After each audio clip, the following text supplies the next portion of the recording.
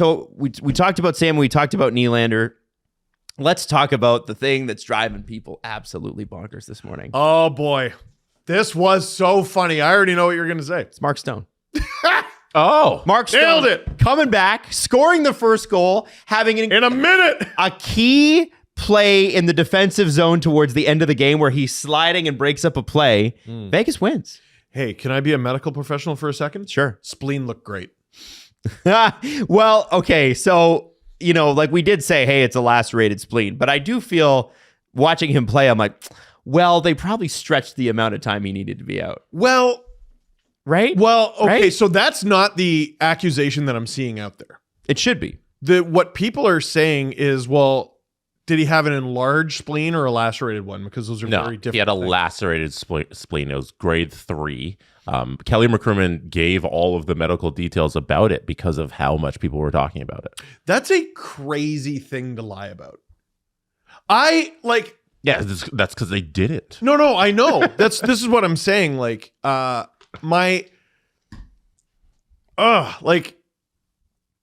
Surely, listen, if teams are complaining about it, and they are, investigate it. There's a very easy way to find out if he has a lacerated spleen or not. Mm-hmm. Go to a third-party doctor or whatever. But I tend to take the side of people don't lie about the health of their organs. Yeah. And the third-party doctor thing is, I've talked about this before, that's how this process goes. They have to, the NHL's doctors also, when you go on LTIR and it's this high profile and it's like Vegas is doing this again, the NHL doctors are involved in the process. Oh, really? So you have the Vegas's doctors who are evaluating Mark Stone and saying, hey, you can play and all this and stuff. But then the NHL's medical staff, they look into the issues and they look at the medical documents and they say, yeah, there's no shenanigans there and we're all good. And Kelly McCrimmon, like I said, walked everybody through this process in his press conference. And yes, could Mark Stone have probably played on Saturday if the series started Saturday? Yeah, that's the game. That's how this thing works. Yeah, you stretch it till Monday so he can play in the game. But did he have a lacerated spleen that was a grade 3 lacerated spleen? Yes, he did. Mm-hmm. And the recovery time was 3 to 6 months. They were talking about that. And did they rush him back? Did they get him ready for the playoffs? Of course they did. But that's the game. Let me run you through some dates, guys. Mm-hmm. February 14th, 2022, Valentine's Day. What a lovely day. Mm-hmm. Mark Stone, long-term injury reserve. Mm-hmm. April 12th, 2022. Mm-hmm. Activated from long-term injury reserve. That's the start of the playoffs. They missed the playoffs. Yeah, that doesn't. They missed the playoffs. Wow, he was activated at the end of the season. Yeah. There you go. February 11th, 2023. So now we're a year ahead. Mm-hmm. Injured reserve. February 20th, 2023. Long-term injury reserve. April 18th, 2023. Mm-hmm. Activated from LTIR. During that time, he had his second back surgery. I'm just giving you the dates. Mm-hmm. That's February 22nd, 2024, injured reserve. March 4th, Were you in the room, Jesse? Did you see the knife? Long-term injury reserve, March 4th, April 22nd, activated from LTIR. So here's where I think we're missing the point. Because I think you guys make a good point. He had his second back surgery. Maybe Mark Stone's just a fucking animal. And this is really impressive. Are we missing the point? The fact that he has come back from back surgery and been effective, the fact that he's come back from a lacerated spleen and scored in the first a minute 23 in when they're on the power play. Mm-hmm. Maybe Mark Stone's just really awesome. Yes, there's a reason this man wears the C in Vegas. He is an animal. You're very right about that. The fact that he's coming back after these injuries. He had not played a game with any of his lines with Thomas Hertl.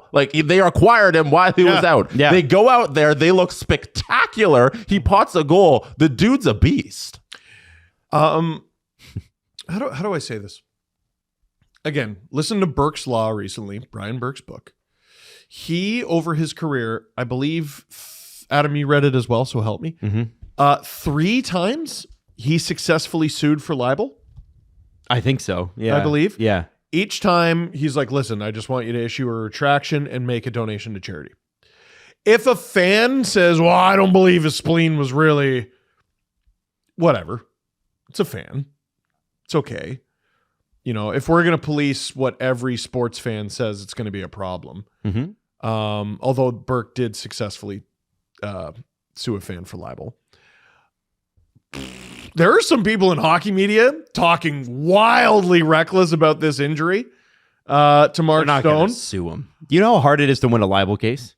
Well, Pretty hard. Not that hard if you're Brian Burke. And you have to prove that you lost money because of it, and you caused you. That's not true. Yeah, and That's you not lost, true. and you have to or lost the damages. damage reputation. Damage reputation. How is Mark Stone's reputation damaged? Everyone? It's the Vegas Golden Knights who's damaged. And I don't whose think they're suing reputation is anybody damaged. because I don't think they care. I'm just saying, people are talking wild about. I don't believe his spleen was hurt.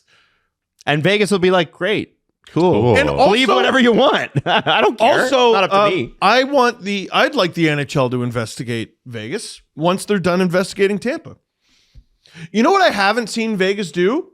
Print a bunch of nanny boo boo fuck you. We were 18 million over the cap shirts You know what's and wear them during the Cup parade. Yep. you know what's crazy about last year's Cup run with the Las Vegas Golden Knights? What?